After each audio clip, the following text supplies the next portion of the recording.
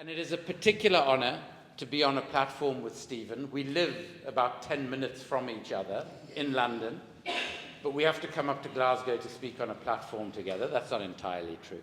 But it's always such an honor to speak on a platform with Stephen, and you have a real treat in store tonight, but also to speak with our local speakers who will be able to tell you things that are much more directly relevant to your activism and your politics in the moment, which of course are so incredibly crucial given, and please excuse my language because I know the Scots are very, very polite, but of what we can only describe as the shit show we're living in. I mean, if anyone would describe the world today to someone who turned up from another planet, they'd look at them, get back into their spacecraft and go back to where they came from, because no one would believe it. Donald Trump. You know, really, a failed business person who, if he'd taken the money he inherited from his father, kept it under his mattress, he'd be worth a lot more now than he is. Been declared bankrupt 7 times. But of course, we can't mention the 2 words, Jeffrey and Epstein. In any functioning society, Donald Trump would have been in jail for decades, let alone president. But you know what? The guy before him was no better. First of all, he decides, post-rigor mortis setting in, unfortunately, that he is the only person who can be president. I mean, what is that? Secondly, he is an active participant in a genocide, killing tens of thousands of innocent people, and is so psychopathic that he can't understand why anyone would object to that. So, while less, not as unsophisticated and crude as Trump, Biden actually represented the reality of America's imperialist politics. Because he is a bit sophisticated, and he says what the liberal media want to hear, or in terms that they want to hear it. But in fact, as a senator for Delaware for decades and decades, he oversaw an onshore, offshore jurisdiction through which most American corporations give donations legally to all sorts of politicians to get the agenda that they want and pay as little tax as possible by being registered in Delaware. So the most corrupt state of all in America is the state that Joe Biden represented for most of his political career. I mean, you really could not make this stuff up. And then we come to the situation closer to home. And for me and Stephen, it's on our doorstep, because Keir Starmer is our local MP.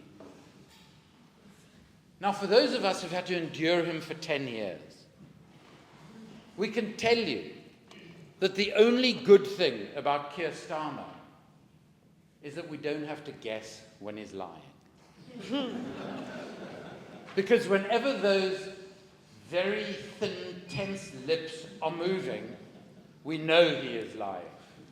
Because that's all he knows how to do, and it's all he's done since he's been our MP for those 10 years. But the other thing that we've known about him, because it's the way he's operated locally, and that we are suffering the consequences of, as the chair said at the beginning, is that he is profoundly undemocratic and authoritarian in his politics. Those are his instincts. He was the ultimate agent of the British state as the director of public prosecutions, where he didn't allow one member of the police, one member of the military, to ever stand trial for murders that they committed and for other crimes. When he ensured that Julian Assange, a truth teller, was confined to jail or briefly an embassy and then jail again, even though the Swedes had told him they had no case for Assange to answer. That is who we have as our Prime Minister. And what is the basis of this government? It is militarism. It is conflict. It is war. And I'm going to spend 2 minutes explaining to you why that is the case. Starmer is about to increase our defense budget using our tax money by £15.4 billion a year from 2027, and then in 2030 it'll go up even more every year. That happens to be very similar to the amount, if you add together, the 7 billion cost cutting, as he calls it, in the NHS, and the 8 billion that they've cut from benefits. I'm sure it's just a coincidence. They have absolutely no clue how to grow an economy or how to create jobs. They think that by throwing all of our money at the most corrupt, most heavily subsidized companies on the planet, the weapons makers, that somehow is going to miraculously grow our economy. There is a book available on our website, shadowworldinvestigations.org, for free, called Indefensible: 7 Myths That Sustain the Global Arms Trade. And there is decades of research that show 2 things. Greater defense spending does not make us any safer. Gee, there's a surprise. Second of all, greater defense spending acts as a drag on our economies and on job creation. We know that. But this government, which can only tell untruths, in fact, reminding me of what the brilliant Palestinian scholar Edward Said said, power repeating untruths until they have the force of truth. That's what our government is doing in terms of what the impact of this greater defense spending is going to be. And why do they focus on defense spending? Well, the industry accounts for 40% of all corruption in global trade. And when we pay £6 billion of bribes to Saudi Arabia or to Benjamin Netanyahu, who has 13 corruption cases that he should be facing, which is why he will never let the war end, because it will be not only the end of his time in power, he will be in jail, even if they don't allow him to fester in jail in The Hague, which is what he should do, because he is so fundamentally corrupt. And some of those bribes, when we pay them to Netanyahu and MBS in Saudi Arabia, come back to Britain. And they come back to our political parties and to our individual politicians. Tony Blair has made at least £110 million personally since leaving office from his involvement with BAE Systems and the invasion of Iraq while he was in office. That is one of the reasons there is such a focus on the defense industry. And in order to increase our defense budgets like this all the time, what do we have to do? We have to have conflict.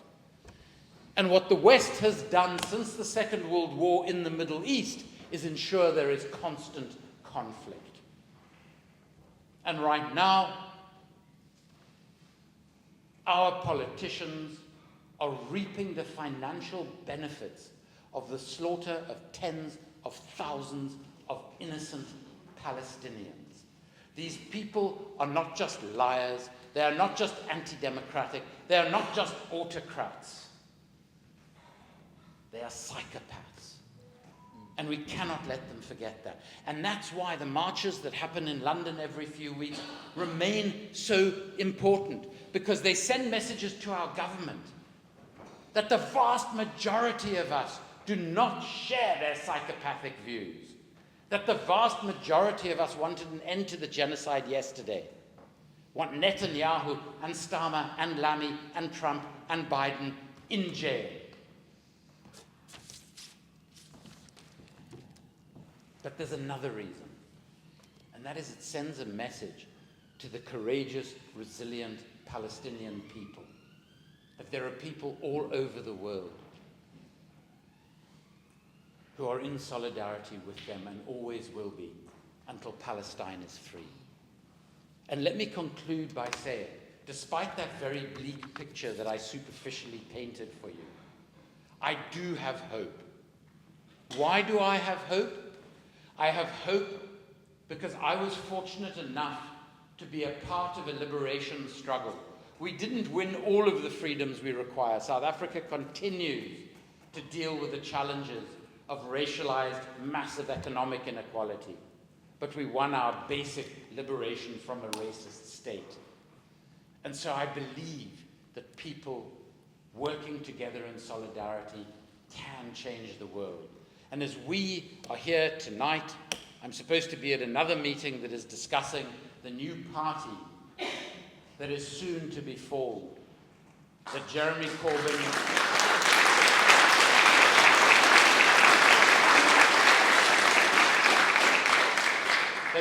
Corbyn and Zara Sultana are at the moment leading to what will hopefully be a democratic launch conference in the next few months.